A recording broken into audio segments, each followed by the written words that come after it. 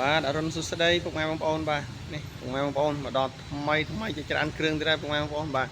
ញ្ចឹងសម្រាប់ពុកម៉ែបងប្អូនដែលមានតម្រូវការឡានជិះជាលក្ខណៈគ្រួសារបាទឬក៏ឡានអាជីវកម្មបាទនេះសូមកុំភ្លេចបាទ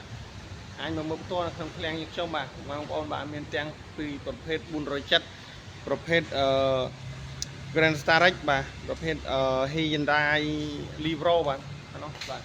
Hyundai Livro បាទប្រភេទ Toyota Highlander បាទអញ្ចឹងសម្រាប់ពុកម៉ែបងប្អូនដែលមានតម្រូវការបាទឡានជិះជាលក្ខណៈគ្រួសារឬក៏ឡានអាជីវកម្មបាទអាចមកមើលផ្ទាល់បាននៅក្នុងឃ្លាំងយើងខ្ញុំបាទគឺមាននៅក្នុងស្តុកស្រាប់ពុកម៉ែបងប្អូនបាទទើបយកមកដល់ថ្មីក្តៅ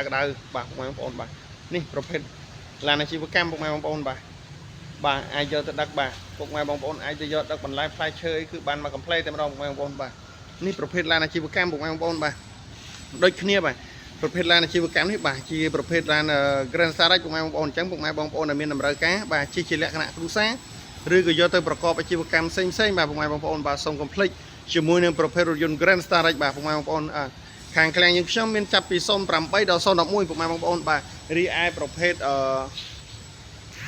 លុយស៊ីបាទ LX 470បាទខ្ញុំមានតាំងពីឆ្នាំ99ដល់02ពុកម៉ែបងប្អូនបាទរីឯមួយគ្រឿងនេះបាទគឺប្រភេទ Toyota Highlander ពុកម៉ែបងប្អូនបាទដែលមានពណ៌សបាទស្លាកលេខភ្នំពេញ 2AQ0507 បាទពុកម៉ែ02ពុកម៉ែបងប្អូនបាទជាស្រ័យបាទ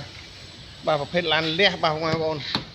ឡានលះឡានថ្មីពុកម៉ែបងប្អូនបាទឡានធានាជូនអត់បុកអត់ប៉ះពុកម៉ែបងប្អូន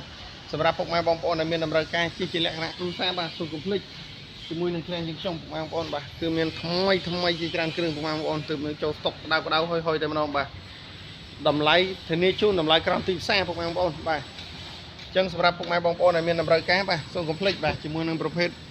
Toyota Highlander បាទពុកម៉ែបងប្អូនបាទនេះខាងក្នុងថ្មីពុកម៉ែបងប្អូនបាទធានាជូនបាទនេះពុកម៉ែបងប្អូនធានាឡានអត់បុកអត់ប៉ះអត់កាត់តជូនពុកម៉ែបងប្អូនបាទប្រភេទ6ម៉ាស៊ីនពង1បាទពុកម៉ែបងប្អូនឡានថ្មីបាទ